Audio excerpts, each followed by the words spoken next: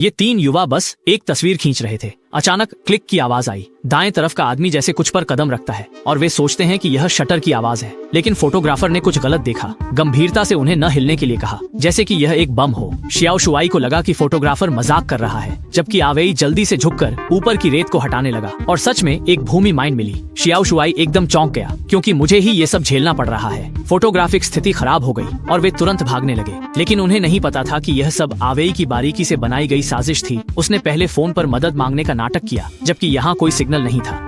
आवेश में आवेई ने सीधे नाटक करना बंद कर दिया। उसकी प्रेमिका शियाओ मेई और उसका सबसे अच्छा दोस्त शियाओ शुआई के बीच एक संबंध था और यह भूमि माइन आवेई ने ही बिछाई थी। जैसे ही दोनों को पता चला कि मामला खुल गया है, शियाओ मेई ने पछताया और आवेई से माफी मांगी, लेकिन आवेई पर इसका कोई असर नहीं हुआ। वह एक पेड़ के पीछे गया और एक पहले से तैयार की गई फावड़ा निकाली। अपनी प्रेमिका और दोस्त के लिए आवेई ने दोनों के लिए बचने का एक साधन तैयार किया। एक गड्ढा खोदते हुए उसने कहा कि अगर वे जल्दी करें तो शायद वे अपनी जान बचा सकें। जियाओ शुआई को इस पर विश्वास नहीं हुआ, क्योंकि आवेई उसके बगल में ही खड़ा था।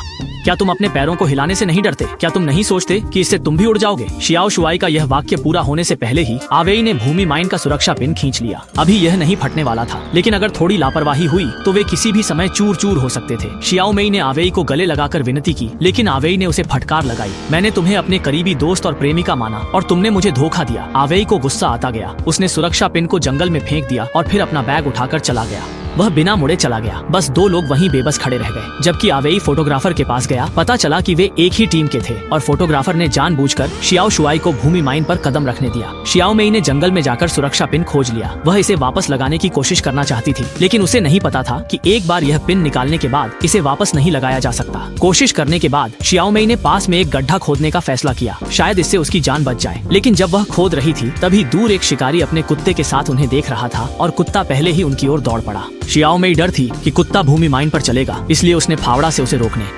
महिला शिकार कुत्ते से घेर ली जाती है और संकट में वह फावड़ा लेकर बचने की कोशिश करती है, लेकिन शिकारी समझता है कि शियाओ मेई कुत्ते को नुकसान पहुंचाएगी, इसलिए वह बंदूक तानकर शियाओ शुआई को एक तरफ जाने के लिए कहता है। शियाओ शुआई समझाने की कोशिश करता है, लेकिन शिकारी उसे गोली मारने की धमकी देता है। शियाओ मेई कहती है कि शियाओ शुआई के पैरों के नीचे एक माइन है और अगर वह हिलेगा तो फटेगा। शिकारी आगे बढ़ता है और देखता है, सच में एक माइन है। वह मुस्कुराकर अपने सिर को छूता है। शियाओ मेई शिकारी से मदद मांगती है कि वह उसके लिए गड्ढा खोदने को कहती है। उसने अकेले खोद रही थी। शिकारी जानता है कि उनके पास साथी नहीं और माइन पर है, तो वह डर जाता है। वह और भी उत्साहित हो गया और शियाओ मेई की मदद करने के लिए सहमत हो गया, लेकिन उसने सीधे खुदाई शुरू नहीं की, बल्कि एक पत्थर उठाकर शियाओ शुआई की ओर फेंक दिया। शियाओ मेई की आलोचना का सामना करते हुए शिकारी एक तरफ अपनी बात समझाता है और दूसरी तरफ शियाओ शुआई का हाथ पकड़ लेता है। वह देखना चाहता है कि क्या वह सच में माइन पर खड़ा है, क्योंकि वह अक्सर आसपास शिकार करता है और कभी नहीं सुना कि यहाँ माइन है। वह जानने के लिए उत्सुक है कि दोनों के साथ क्या हुआ है, और अगर वे नहीं बताते हैं तो वह मदद नहीं करेगा। शियाओ मेई अंततः सच बता देती है। उन्होंने कहा कि दोनों ने अपने बॉयफ्रेंड को धोखा दिया, इसलिए उनके बॉयफ्रेंड ने बदला लिया। सच जानने के बाद शिकारी ने सीधे कहा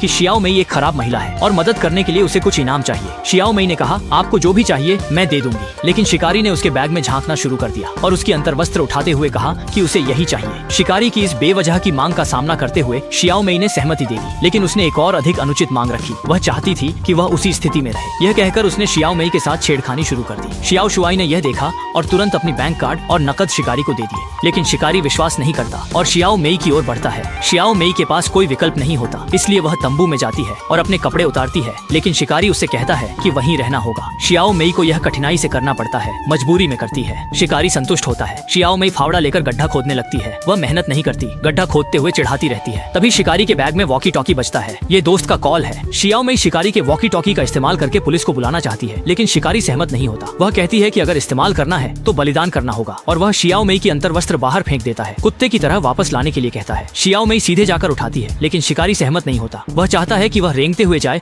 और मुंह से लाए। शिकारी अंतर्वस्त्र फेंकता है और शियाओ मेई उसकी मांग के अनुसार वापस लाती है। शिकारी वादा निभाता है और वॉकी टॉकी शियाओ मेई को देता है, लेकिन दूसरी तरफ का व्यक्ति अंग्रेजी नहीं समझता। मजबूरी में शियाओ मेई शिकारी से मदद मांगती है, लेकिन शिकारी अनुचित मांग करता है। शिकारी ने कहा कि जब वह अनुवाद करेगा शियाओ मेई को अपनी एक कपड़ा उतारना होगा। यह शियाओ शुआई को बचाने का एकमात्र तरीका है, इसलिए उसने शिकारी की मांग मान लिया। लेकिन शिकारी जानबूझकर बेकार बातें अनुवाद करने लगा और कपड़े उतारने के बावजूद कुछ नहीं हुआ। जब वह मुख्य मुद्दे पर पहुंचा तो शियाओ मेई को एहसास हुआ कि शिकारी एक आयन है, वह उसका मजाक उड़ा रहा है, और शिकारी ने धैर्य खो बैठा। उसने शियाओ मेई पर शिकार की बंदूक तान दी और कहा कि उसे बाकी के कपड़े उतारने होंगे। शियाओ शुआई ने यह देखा और तुरंत शिकारी को उत्तेजित करने लगा, जबकि शियाओ मेई ने मौके का फायदा उठाकर पहाड़ी की ओर भागने की कोशिश की। शिकारी उसके पीछे दौड़ दौड़ पड़ा और शियाओ शुआई ने जमीन पर पड़ी लोहे की चेन उठाई और पास में रखी शिकार की बंदूक अपने हाथ में ले ली। शिकारी शियाओ मेई को वापस ले आया, लेकिन जब उसने बंदूक पकड़े शियाओ शुआई को देखा तो वह बिल्कुल भी घबराया नहीं, क्योंकि उसके हाथ में एक बंधक था। उसने शियाओ मेई को जबरन एक चट्टान के पीछे ले जाकर छिपा दिया। उसने महिला को पत्थर के पीछे ले जाकर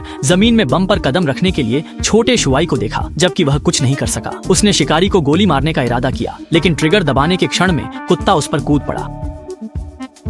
छोटे शुआई गड्ढे में गिरकर बेहोश हो गया। यह बम नकली था, जो कभी नहीं फटने वाला था, और अभी हाल में जो गोली चली थी वह शियाओ मेई को लगी। बेहोशी में छोटे शुआई ने उस शिकारी को धुंधले से देखा जो कुत्ते के साथ वहां से चला गया था। शियाओ मेई की मौत ने छोटे शुआई को दुखी किया। उसने प्रतिशोध की कसम खाई। पता नहीं कितना समय बीत गया, छोटे शुआई फिर से उस जगह पर आया। उसने शिकारी के घर का पता लगाया और झूठ बोला कि वह खो गया है। दयालु माँ बेटी ने छोटे शुआई को अपने घर में बुलाया और उसके लिए एक शानदार रात का खाना तैयार किया, जब तक शिकारी घर नहीं आया। सामने युवा व्यक्ति से डरकर छोटे शुआई ने शिकारी का नाम ले लिया। माँ बेटी को कुछ समझ में आने से पहले ही शिकारी ने छोटे शुआई को बाहर ले जाकर कहा कि परिवार को नुकसान नहीं पहुंचाना है और इस मामले को छोटे शुआई के साथ अकेले सुलझाना है, और एक जगह पर एक दूसरे से लड़ने का वादा किया। छोटे शुआई ने सहमति दी, लेकिन जब छोटे शुआई बाहर गया तो शिकारी ने कुत्ते को उसके पीछे भेज दिया। थोड़ी देर बाद शिकारी ने देखा कि कुत्ता वापस नहीं आया, इसलिए वह उसे खोजने बाहर गया, जबकि छोटे शुआई घायल कुत्ते को लेकर वापस लौट आया। माँ बेटी ने घायल कुत्ते को देखा, लेकिन ज्यादा नहीं सोचा, जबकि शिकारी ने जमीन पर खून के धब्बे देखे। बुरा हुआ, जल्दी से घर लौट आया। उसने देखा कि कुत्ता बेहोश है और तुरंत शिकार की राइफल लेकर उसे खत्म करने का इरादा किया। शुआई इस बार पूरी तैयारी के साथ आया था। उसने राइफल में पहले ही छेड़छाड़ कर दी थी और पिस्तौल उठाई और ट्रिगर दबा दिया।